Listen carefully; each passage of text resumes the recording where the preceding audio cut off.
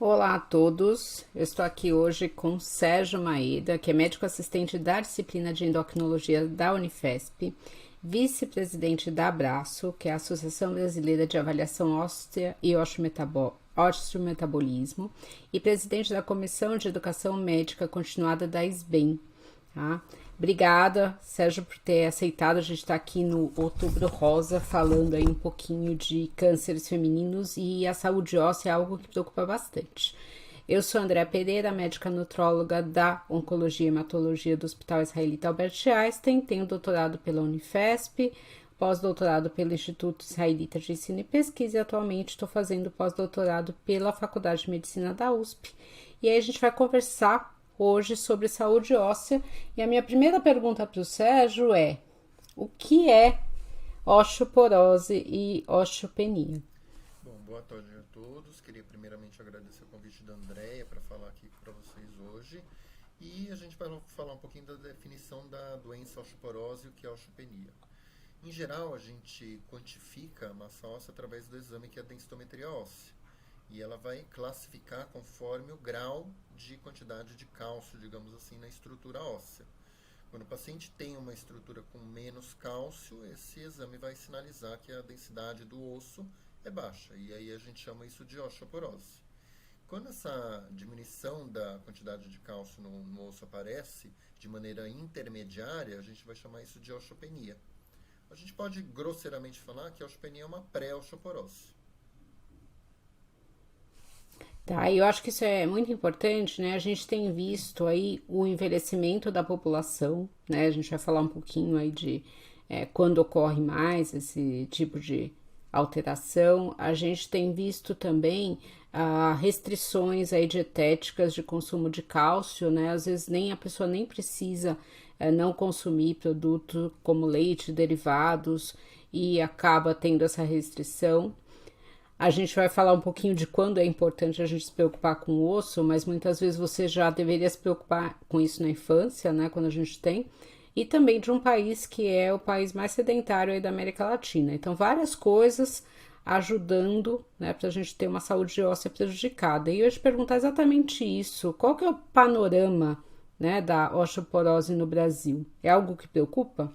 Bom, a gente, classicamente, né, no Brasil, a gente tem muita dificuldade de ter estudos populacionais aqui, mas o que a gente pode dizer do que foi feito de levantamento nos últimos anos, a gente sabe mais ou menos que um terço da população das mulheres pós-menopausa tem osteoporose, e metade disso, uns 15%, nos homens.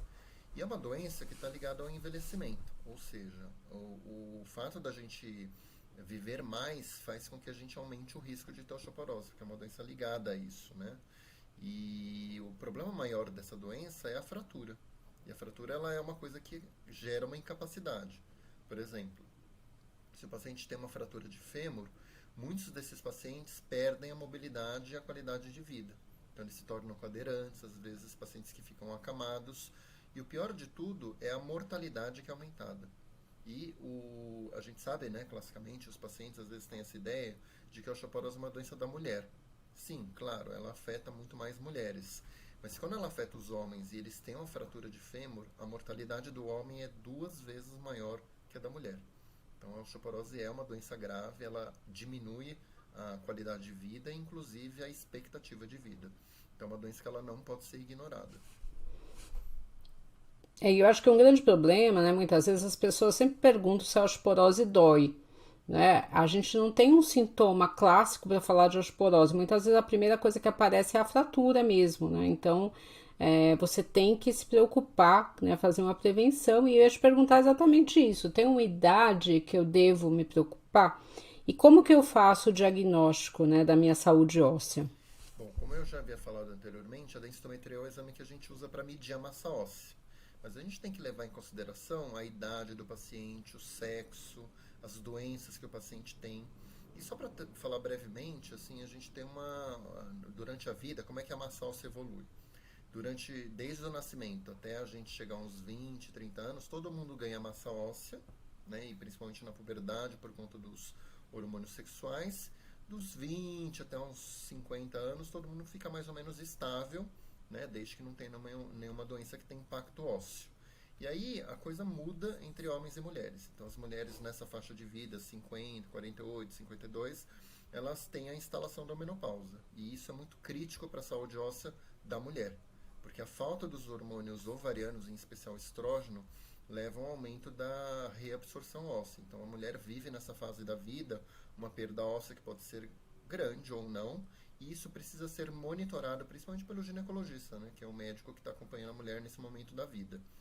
E nos homens, né, uma idade que a gente poderia dizer a partir da qual valeria a pena uma triagem assim, em termos mais amplos, populacionais, é a partir dos 70 anos. Então, resumindo, né, a população que a gente vai primariamente indicar a densitometria, mulheres aí perimenopausa e adiante, homens acima de 70 anos, e quando que a gente vai fazer antes disso? Quando o paciente tem alguma doença que aumenta o risco de perda óssea e fratura, por exemplo. Se o paciente usa um glicocorticoide para tratar alguma doença inflamatória, autoimune, reumatológica. A gente sabe que é uma medicação que tem muito impacto na saúde óssea. Então, imaginando, sendo um paciente jovem que está usando corticoide, então eu vou antecipar essa densitometria para a gente ver os impactos desse glicocorticoide na saúde óssea. Então, pacientes mais jovens do que isso, que eu falei, que tem alguma condição que afete o osso, tem indicação de fazer antes também. Uma coisa que eu acho que é super importante, né, a gente comentar, a gente tem visto algumas pessoas que falam que não conseguem, né, consumir cálcio de forma adequada, e tem preocupação que tem pessoas na família que têm alteração óssea e começam a consumir muitos comprimidos de cálcio e também doses elevadas de vitamina D. Eu ia te perguntar isso, né? A gente tem indicação de consumir essas doses de cálcio por conta e de vitamina D, e se isso tem algum risco, né? Eu acho que é importante perguntar para você, né, para ver que não sou eu que estou puxando a sardinha para o meu lado, né? Eu acho que dá para falar, porque a gente tem visto aí, mesmo na pandemia, teve um consumo muito alto de vitamina D aí das pessoas por conta também. Então a gente tem a importância do cálcio da vitamina D na saúde óssea, mas como que eu devo fazer isso, né? Eu posso consumir de qualquer forma, que não tem problema nenhum? Bom, os pilares da saúde óssea vão incluir o quê? Uma adequação de cálcio, dietético ou suplementar, a vitamina D, o conteúdo de proteínas, né? Porque o osso tem proteína também, e os músculos precisam da proteína também, né? E os exercícios. Então, se a gente for pensar nas abordagens que a gente vai conversar com o paciente que não são medicamentosas, vão envolver isso. E, claro, também a orientação para evitar quedas e situações que gerem as fraturas. Falando mais especificamente disso que você perguntou, André, eu vou começar pelo cálcio. O cálcio é uma coisa que a gente precisa durante a vida inteira. Então, na infância, a gente precisa do cálcio para construir ossos melhores. Durante a fase mais estável da vida, a gente precisa consumir cálcio para manter essa estrutura óssea. E durante o envelhecimento, a gente também tem que consumir, porque em qualquer momento da vida, se você restringir o cálcio, quem vai pagar o osso, a situação é assim, o organismo ele vai perceber que está faltando cálcio no sangue, ele vai começar a tirar do osso. Então, se a gente não dá um aporte adequado de cálcio em todas as fases da vida, isso vai ser retirado do osso. Então, a primeira abordagem que a gente faz é tentar ver se o paciente consegue essa quantidade de cálcio pela dieta. E a gente foca principalmente nos laticínios, queijo, leite e iogurte, porque eles são as fontes mais ricas de cálcio e que é um cálcio que a gente consegue absorver mais. Existe cálcio também nos alimentos vegetais, mas que é um cálcio de menor absorção. Então, a primeira questão que a gente tem que ter é perguntar para a gente saber no inquérito alimentar o quanto ele ingere de cálcio. E a primeira proposta é a gente tentar adequar e aumentar a quantidade desses alimentos. Lógico, existem situações, por exemplo, de paladar, de crenças, às vezes o paciente é vegetariano ou vegano, que vão limitar a possibilidade da gente usar esse cálcio. Então, em situações que realmente a gente não vai conseguir fazer pela dieta a quantidade adequada, aí sim a gente vai considerar o uso dos suplementos de cálcio. Né? Os suplementos de cálcio geralmente são compostos ou de carbonato ou de citrato de cálcio. Lembrando que, óbvio, o cálcio suplementar ele tem uma absorção um pouquinho menor e tem efeitos colaterais. Então, dependendo do paciente, ele pode dar dor no estômago, prender o intestino. Então, existem efeitos colaterais do suplemento de cálcio. Então, ele vai ser uma abordagem que a gente vai fazer caso a gente não consiga adequar a dieta. Só para ter um número mágico, assim, né? Então vamos pensar que numa paciente pós-menopausa que tem osteopenia e osteoporose, a gente tem que objetivar e tentar fazer com que ela ingira 1.000 miligramas por dia. E isso daria mais ou menos de 2 a 3 porções de laticínios por dia. Os vegetais contariam aí nessa conta dos 1.000 miligramas mais ou menos uns 200 e poucos miligramas. Então realmente a gente vai precisar aí pensar em 2 ou 3 porções dos laticínios. Com relação à vitamina D, é outra coisa que é muito importante. Então a vitamina D ela tem papel aí na promoção da absorção do cálcio pelo intestino, ela ajuda na mineralização óssea. Então a gente sabe que quando existe uma deficiência muito grave de vitamina D, o paciente inclusive tem um defeito de mineralização, que a gente conhece como ractismo, que é na criança, e no adulto a gente chama isso de oxomalácia. O problema, eu acho, assim, né, a gente tem que colocar a real dimensão das coisas. E a vitamina D ela tem ações clássicas no osso. A gente sabe que talvez tenha aí algum papel em alguns outros sistemas fora do osso, mas assim, o que a gente prega e o que é correto, o que várias sociedades científicas recomendam, é que a gente faça uma adequação dos níveis de vitamina D. Então vamos pensar numa população de risco, quando a gente mede a 25-hidroxivitamina D, que a gente mantenha isso a partir de 20, não mais que 60 nanogramas por ml. A gente tem algumas informações aí de estudos em animais, em estudos experimentais, que a vitamina D teria papéis, por exemplo, em imunidade, em câncer, em várias outras situações. Mas quando a gente vai para os estudos clínicos, a gente não tem evidências de que deixá-la muito alta vai trazer benefício. Mesmo assim, não só muitos pacientes, mas muitos médicos andaram prescrevendo doses muito altas de vitamina D, acreditando nesse poder que, assim, deixá-la extremamente alta traria benefícios. E o que eu vou dizer aqui com todas as letras é que a gente não tem evidências científicas sólidas dessa recomendação. Inclusive, o risco que existe em ficar com a vitamina D muito alta, a gente tem o quadro da intoxicação por vitamina D. Lembrando que ela é lipossolúvel, então ela fica depositada no tecido gorduroso, e quando a gente tem uma intoxicação, quando a gente para de usar, leva meses para isso sair do tecido adiposo. E quando a gente tem a vitamina D alta, vamos pensar que num nível alto, o que ela vai fazer? Ela vai maximizar a absorção do cálcio no intestino, ela vai aumentar a absorção no rim e no osso. Então o risco que o paciente tem disso é de ele ficar com cálcio alto no sangue, que a gente chama isso de hipercalcemia, e isso pode se traduzir também numa hipercalciúria, na tentativa do rim tentar jogar isso para fora, né? E aí o risco do paciente desenvolver pedras nos rins, que é a litíase renal, perda da função renal. Populações que a gente tem que ter assim, muita atenção e cuidado também, principalmente são as crianças e os idosos, né? Porque eles particularmente são mais sensíveis aí num quadro de intoxicação por vitamina D. Então vamos pensar nos idosos, né? Quando o cálcio deles fica muito alto, o risco é de uma desidratação grave, né? Porque o rim vai tentar jogar todo esse cálcio fora e ele leva também ao aumento da diurese, né? A quantidade de urina que o paciente faz aumenta justamente na tentativa de jogar esse cálcio para fora. Então pode haver uma desidratação, confusão mental, estados de coma, e é uma coisa muito grave. Então realmente o alerta que eu gostaria de fazer aqui é de que, assim, tudo na vida a gente tem que ter um equilíbrio. Pouco é ruim, mas muito também não é bom também. Então, acho que tudo a gente tem que pensar no meio termo. Equilíbrio em tudo na vida. E a vitamina D é a mesma coisa. Então, vitamina D é bom, mas a gente deixando ela num nível normal. Eu acho que tem que ficar a mensagem para as pessoas, né? Eu sempre falo que a gente tem que partir do básico. Então, a primeira coisa é a gente tentar aumentar esse consumo de cálcio na alimentação.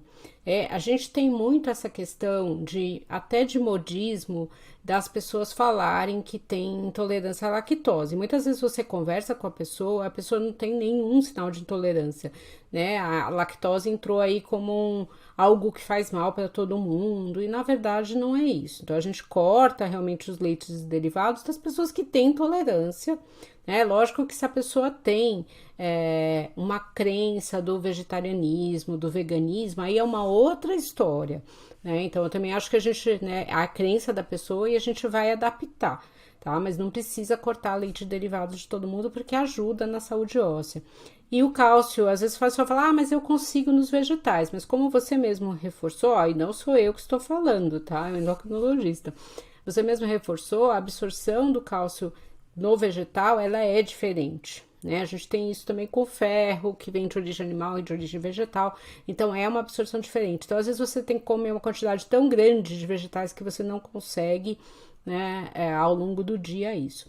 E a vitamina D também, assim, sempre sob prescrição médica, sempre sob orientação médica, e não quer dizer que se é bom é para estar estourando, não é, né? Eu tenho visto muita intoxicação por altos níveis de vitamina D, tá? Muito, eu nunca vi tanto como eu tenho visto nos últimos tempos, né? Vem muita gente com insuficiência renal, como você falou, ela fica lá depositada realmente no tecido gorduroso, demora, não é um negócio que você tirou a vitamina D e resolve.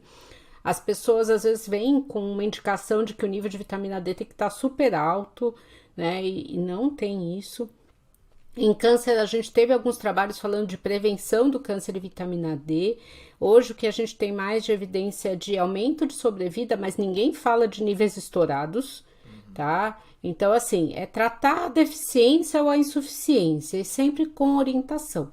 Então, não é porque é vitamina que é um negócio inócuo que eu posso tomar o quanto eu quiser. Então, tomar muito cuidado com isso, acho que isso é importante. E aí, a gente tem essa orientação aí de estilo de vida. Bom, fazer exercício, eu sempre falo que exercício é uma unanimidade em medicina, né? Tudo melhora, tudo previne e tudo ajuda. Então, isso também não é diferente no osso.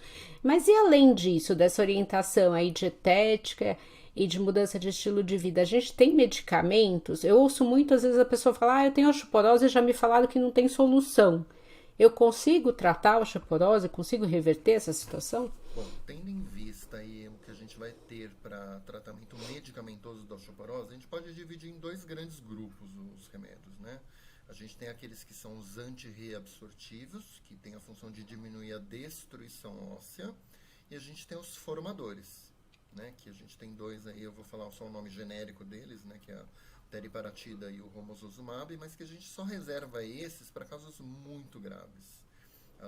Inclusive porque o custo desses remédios é muito alto. Então, na maior parte dos pacientes, a gente vai prescrever os antirreabsortivos. Pode ser o denosumab ou o bisfosfonato.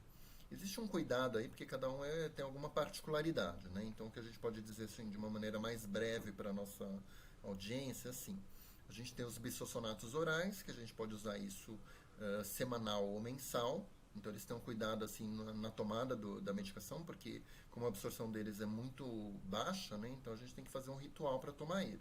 Então, ele tem que ser tomado em jejum, só com água, esperar pelo menos uns 40 minutos para comer ou tomar os outros remédios e não pode deitar durante uma hora, porque se houver algum refluxo dos cristais do medicamento, ele vai lesar o esôfago, né?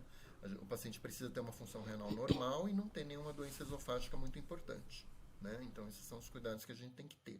É um remédio que a gente usaria a princípio durante 3 a 5 anos, e nos casos assim de risco leve ou moderado, a gente tem que considerar uma pausa depois de 5 anos. Casos graves, a gente pode tratar até 10 anos. Com relação ao denosumab, é um medicamento assim mais cômodo de usar, porque ele é aplicado subcutâneo a cada 6 meses, né?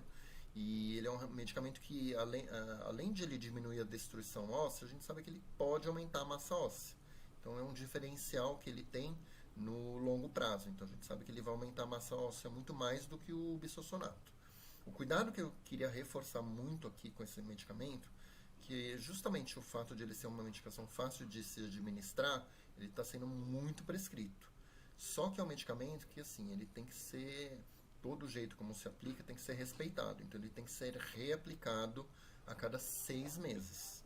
Né? E o que às vezes acontece, que a gente vê aí no mundo real, é que o paciente às vezes descontinua o uso, não volta no médico, o médico não reforça que tem que reaplicar, e é aquele problema. Então vamos imaginar assim, o paciente está usando o denosumab durante algumas doses, é como se ele estivesse subindo uma rampa numa montanha russa.